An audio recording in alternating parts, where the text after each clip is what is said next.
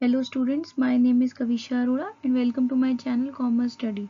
So today is the first class on chapter 1 of Business Studies, Nature and Significance of Management. If you have not seen the previous classes, please do see them and please like and subscribe my channel and share it with your friends.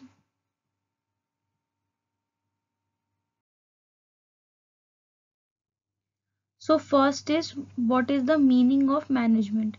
Management is a process of getting things done with the aim of achieving goals effectively and efficiently. Means कि management एक ऐसा process है जिसमें हम लोग काम को करवाते हैं मीन्स कि हम लोगों से या फिर अदर पीपल से काम कराते हैं किस एम से कि हमारे गोल्स को क्या हो, हमारे गोल्स ऑर्गेनाइजेशन के वो अचीव हो इफेक्टिवली एंड एफिशिएंटली. सो यहाँ मैंने 3 वर्ड्स को अंडरलाइन किया है, प्रोसेस, इफेक्टिवली एंड एफिशिएंटली, जो कि बहुत इंपॉर्टेंट है. सबसे पहले तो मैनेजमेंट एक प्रोसेस क्यों है, क्योंकि इसमें हम लोग सीरीज ऑफ फंक्शंस को परफॉर्म करते हैं. पहले planning, then organizing, then staffing, then directing and then controlling. ये सारे टॉपिक हम लोग आगे चैप्टर्स में इन डिटेल पढ़ेंगे separately. Next is effectively. Effectively का मतलब होता है कि जो भी टास्क हमें दिया गया है उसको हम लोग टाइम से करें. मीन्स कि अगर हमें 100 यूनिट्स का टास्क दिया गया कि हमें 100 यूनिट बनाने हैं और 1 वीक का टाइम है, तो हम हर 1 वीक में पूरे 100 यूनिट्स कंप्लीट कर लें. उससे ज़्यादा भी कर सकते हैं बट 100 यूनिट्स हमें मैक्सिमम टू मैक्सिमम करने ही करने हैं. सो इफिशिएंटली का मतलब होता है कि हम लोग टाइम से जो भी टास्क हम कर रहे हैं वो राइट वे में करें, राइट तरीके से करें, जिससे कि मिनिमम कॉस्ट हो और ऑप्टिमम यूटिलाइजेशन ऑफ रिसोर्सेज हो. कि सपोज अगर हमें कोई भी टारगेट 200 रुपीज़ में करना है तो हम उसको ट्राई करें कि 200 में ही हो, उससे कम में भी हो बट इससे ज़्यादा नहीं हो.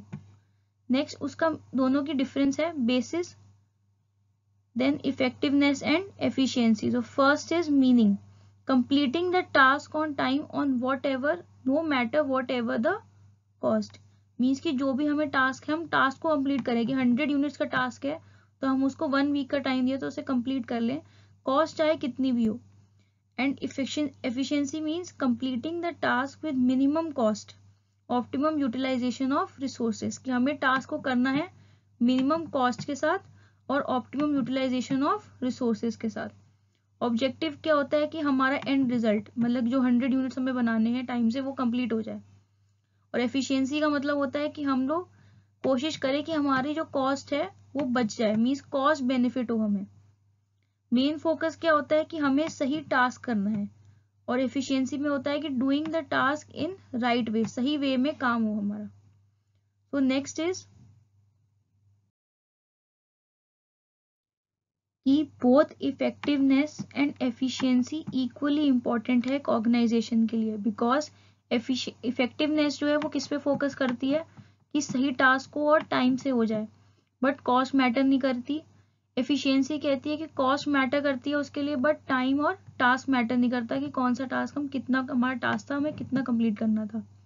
सो कोई भी ऑर्गेनाइजेशन चाहेगी कि उसका टास्क टाइम से हो और कॉस्ट और रिसोर्सेज उसमें ऑप्टिमाइज हो. So both efficiency and effectiveness are equally important because we need to complete the task on time with cost and resources optimization. Both of them together lead to prosperity.